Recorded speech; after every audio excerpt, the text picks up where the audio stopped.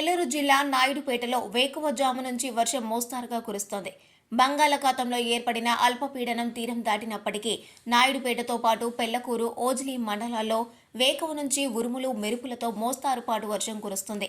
వర్షం కారణంగా ప్రధాన రహదారులు జలమయమయ్యాయి. నాయుడుపేటలో వేకువజాము నుంచి వర్షం మోస్తారుగా కురుస్తోంది. బంగాళాఖాతంలో ఏర్పడిన అల్పపీడనం తీరం దాటినప్పటికీ నాయుడుపేటతో పాటు పెళ్లకూరు, ఓజిలి మండలాలలో వేకువ నుంచి ఉరుములు, మెరుపులతో మోస్తారుపాటు వర్షం కురుస్తోంది.